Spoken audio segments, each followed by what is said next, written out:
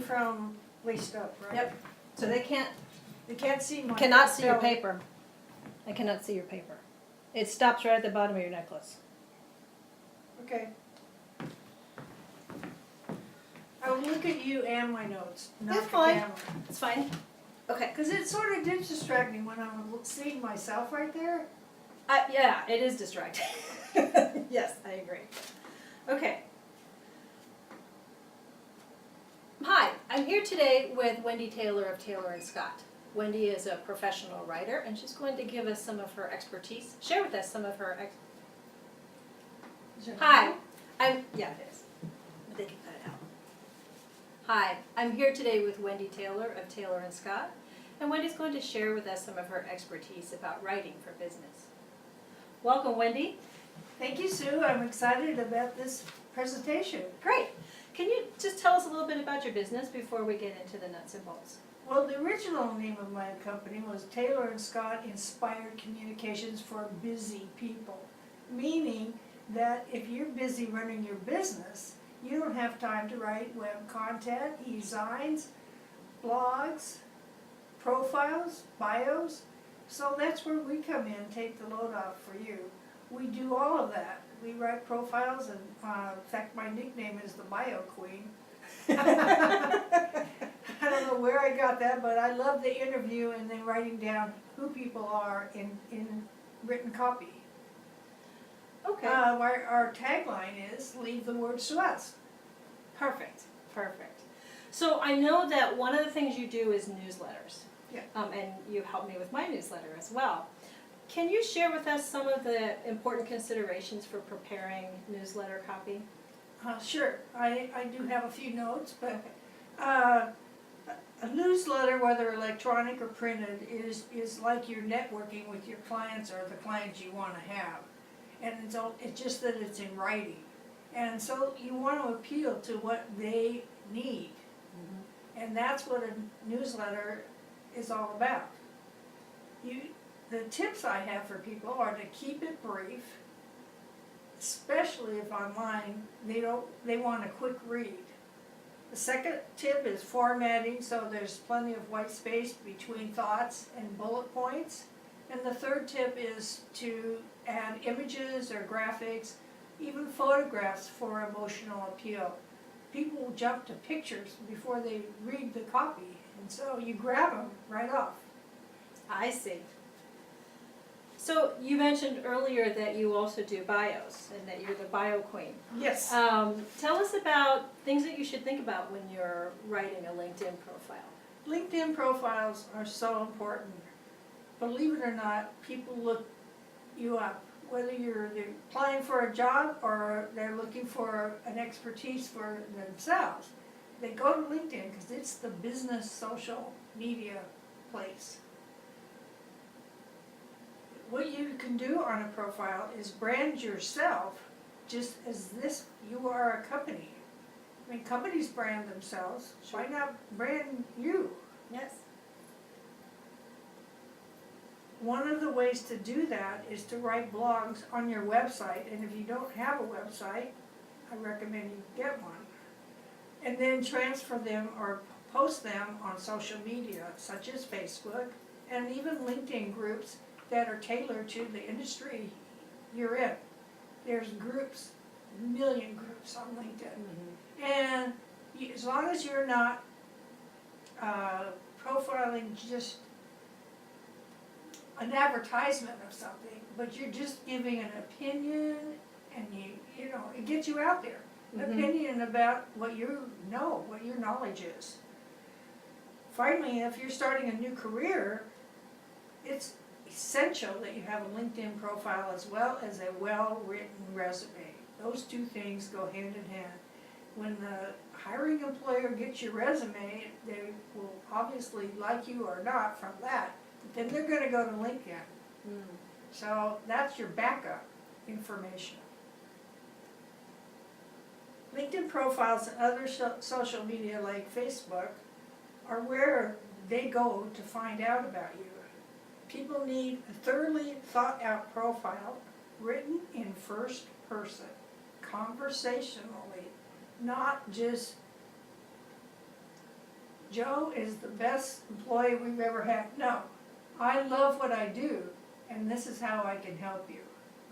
So you have to be specific and brief for the industry you're targeting for employment. You can show your talents and are applicable to the field that you are applying for. For example, though, we had a client who wanted a LinkedIn profile, and her career goal is sound design and music. Oh. But her background, she only had a couple of gigs under her belt in the music arena. And her background was the military. Well, how's that gonna help her get a job in the music and sound industry? So we got her a job because we put the LinkedIn profile highlighting her IT experience and expertise that she picked up from the military. Oh. She was on the radio all the time, and she also knew a lot about internet technology, information technology. That's also where you write like you talk when you're creating a profile. I recommend being engaging about why you do what you do. For instance, I'm a writer. I love writing. I love interviewing people and doing stories. Well, I put that in my profile because that is a grabber to someone really wanting your expertise. And then how you do it. Not so much what you do, but why you do it and how you make it work. I see. Those who don't recognize that emphasis are the ones you don't need. Mm-hmm. The same applies when you're working for someone else. Be real and honest about a company you're doing writing for. Remember, the right people will show up if you're honest about why the company is in business and they all, as a whole, love what they're doing.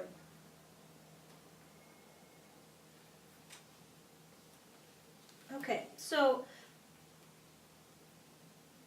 without, when you're writing, what is the difference between good news and bad news when you're writing persuasively? Okay. Again, the same wisdom applies about writing conversationally to engage readers. If it's bad news, don't make excuses. That's a no-no. Mm-hmm. That makes you look like you're coming from a place of guilt. You know, do not do that. Simply state the facts about what happened and how it is being fixed. Okay. When it's bad news, how it's being handled. Keep it simple.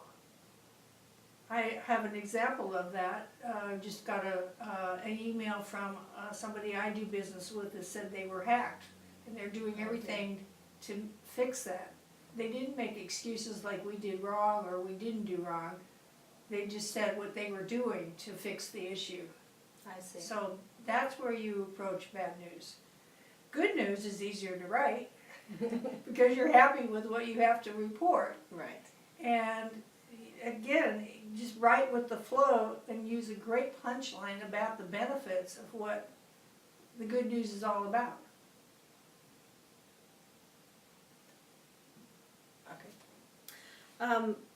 I know you also write press releases quite often. Can you give us some hints and thoughts about what you think about when you put together a press release?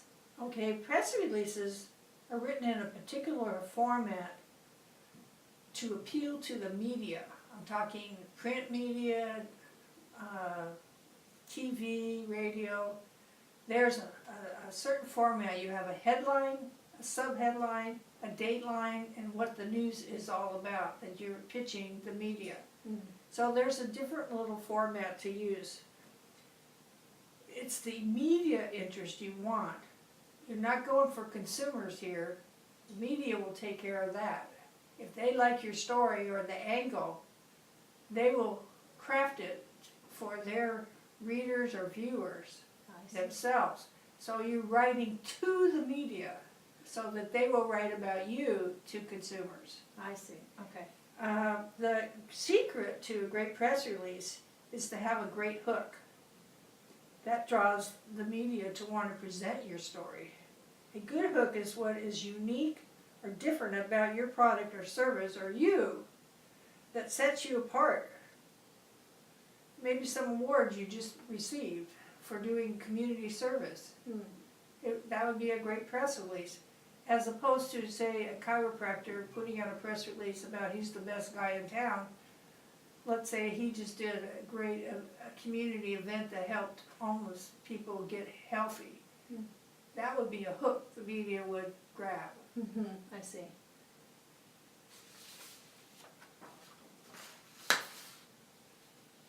So, without giving away any of your trade secrets, what are some strategies for revising and editing and proofreading that you use?